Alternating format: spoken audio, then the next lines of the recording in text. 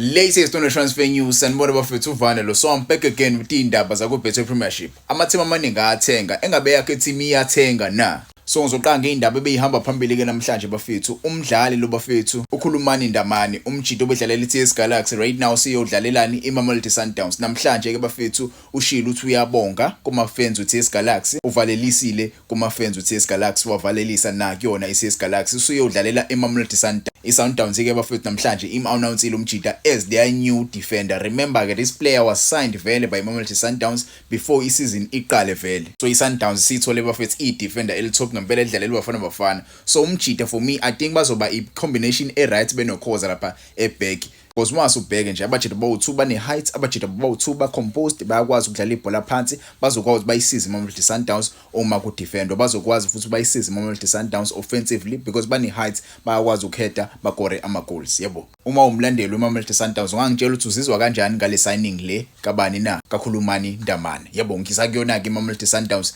namhlanje futhi ba-announceile i-signing yale striker lesengantshela ngaso bafethu okubani igama laso okuBryan Leon oqhamuka le eColombia. Umjida bafethu kuthiwa bamsayine ngemali engango-57 million. Ngangicorrect amengirong ngema-comments but ke i-striker lesi bafethu esishisa ngempela, yabo. Ngokusho nje kwabantu bathi siyashisa le striker lesi sizokwazi ukuthi sisize iMamelodi Sundowns phambili. Kodwa ke nje wasizoyisiza nje kukhona abadlali abanjengo-Ikram Reyners, kukhona abadlali abanjengo-Lebo Motiba, kukhona abadlali abanjengo-Obani Peter Shalulile nabo Salez bakhona lapha phambili, yabo. So ngempela angazi ngempela ukuthi ubani okumele ahlale ebhenchini but ke kubukeka ngawuthi khona abadlali abazohamba kweMamelodi Sundowns, yabo. Kungasilona nje leli windi leli mhlawumbe emapheli season kukhona abadlali abazohamba kuleyo group yabadlali engibabalile, yabo. Kulo seyi-striker lezo it looks like uPeter Shalulile is one of those players ongenzeka bahambe at the end of the season noma kulona leli windi leli because a signing like this imali iningi phela le mali le akusiyona nje imali encane lo mjida lo indlela abamsayina ngakhona. So let's hope uzokwazi ukuthi adlale based on imali abamthenge ngayo because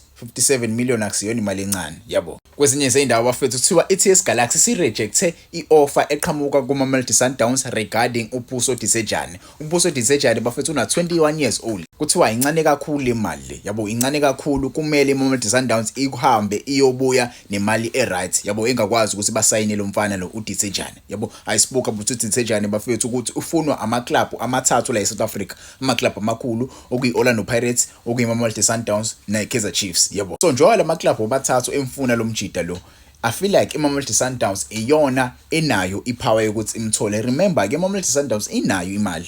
iMamelodi Sundowns iyadlala kweClub World Cup last season, bakwazi ukuthi bayiwin ileague, bakwazi ukuthi bafike even kwifinal yeCAF Champions League. So iSundowns inayo imali yokuthi bathenge umdlalo kanje. So iTS Galaxy, I feel like iTS Galaxy ihlala iphelile le move le because they know ukuthi vele iMamelodi Sundowns inayo imali, basengayikhipha imali ukuthi bamthenge lo mjida lo. So regarding le mali bayikhiphile incane kakhulu, kumele bakwazi ukuthi babanikeze imali enough, yabo. Abakhona amanye ama-club anjengo-Orlando Pirates, they are in the race to sign uPhuso Disejane. Ingabe umfana omncane uzolandela inhliziyo abuyele kwiKaizer Chiefs asazi, yabo. It's up to iTS Galaxy with the player. iTS Galaxy isengavuma, yabo, isengavuma ukuthi umdlali adayiswe. Kodwa ke it's up to the players nomdlali uyavuma yini because iSundowns kumele phela ibuye izokhuluma nayo umdlali, ikhulume ngama-contract ukuthi ingabe yena umdlali uzohola imali engakanani, yabo. Umdlali uma engagculisekile shuthi ke iTS Galaxy ngeyizikwazi ukuthi imdayise, iSundowns izobuya eceleni mase kufika enye team ikwazi ukuthi imsayine uma umfana egculisekile because at the end of the day uyena one-right ukuthi avume.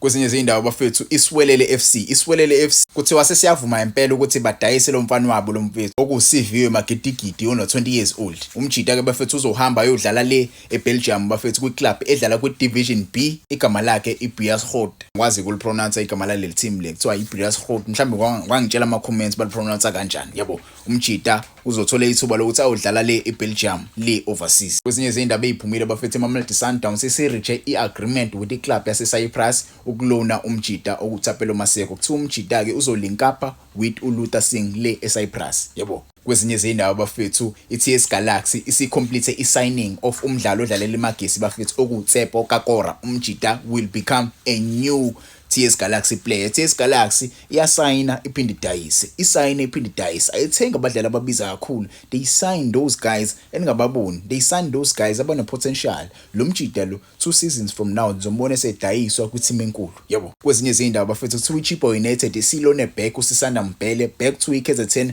Midland. iMidland Wanderers ke bafethu umjida yamdayisa ekuqaleni kwesizini but ke iChippa United isidecide ukuthi umjida imlone back to iKZN Midland Wanderers. Isikhukhune United namhlanje sesiyicomplethile isigning of midfielder uLebohang Phiri bafethu umjida una 31 years old. Ureturne from eDenmark usespende 13 years edlala le eDenmark, eFrance naseTurkey. Umjida ngempela mfethu ube necareer enkulu kakhulu. Yabo njoba nje ezongena nje kule squad sesikhukhune United uzo-add equality kuvele kwisquad esine quality eright. I feel like uEric Tinkler usayina ngempela njengamanje. Njoba esayina nje ngempela uyafuna ukuchallenge for ileague, uyafuna ukuchallenge for iChampions League sports.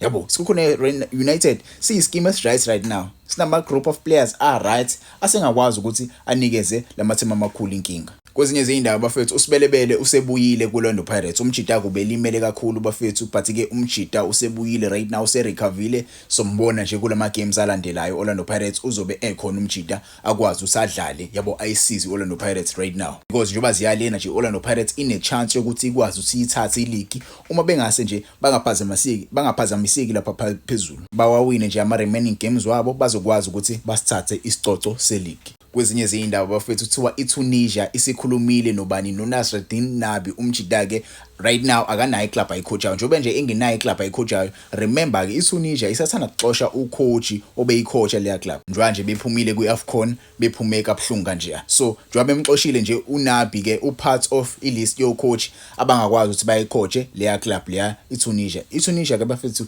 icountry ke le. So usethubeni nje lokucoacha icountry eyodlala le kwiWorld Cup ngo2026 le America. Yabo let's hope ukuyalithola leli thuba leli akwazi ukuthi ayicoache iTunisia.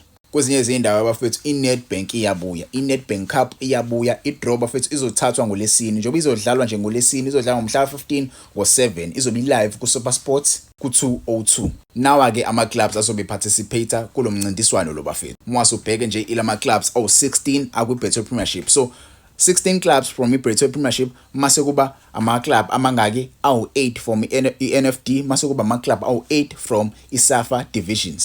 Aseke siwabalekela ama club lawa ngizokhuluma nje ngala ama club awu8 from iNFD mase kuba ilawa awu8 from iSAFA divisions. Number 1 iKazakh Stars mase kuba iGomora United, kube iHighbury FC, kube iHungry Lions, kube iLerumo Lions, mase kuba iMilford FC, mase kuba iUniversity of Pretoria, mase kuba iUppington City FC. Yabo kuyangithusa ungayiboni bafethu iCape Town City la because everyone knew ukuthi Cape Town City mhlawumbe izokwazi ukuthi ithole iparticipation yeNedbank Cup njengoba nje bedlala kuNFD but ke it looks like izinto ayibahambeli kahle. Mase siya lapha na kuma SAFA divisions. Lapha ka SAFA ke bafethu kukhona uFC Cardinals yase Free State, mase kuba iSSU M17 FC yase Gauteng, mase kuba iMkhambanathi yabo iMkhambathi yase KZN, iTTM yase Limpopo, iLuthuli yaseMpumalanga, iJaska Spears yase Northern Cape, mase kuba iArmy Rockets yase Northwest, mase kuthi lapha ke eNorthwest eWestern Cape njalo eWestern Cape abakafana lazo ukuthi yipi iteam ezokwazi ukuthi ibe khona lapha kuNedbank Cup. Yabo bakawadlali lawo ma games lawo. Kwezinye izindaba bafethu kuthiwa AmaZulu have beaten iKaizer Chiefs neSiwelele FC to sign the former Cape Town City midfielder uLoyolo Slacha ona 23. Umjida ube free agent menikhumbula kahle ke last year umjida wa releasewa iCape Town City. Umjida ke usesayinwa AmaZulu FC have signed this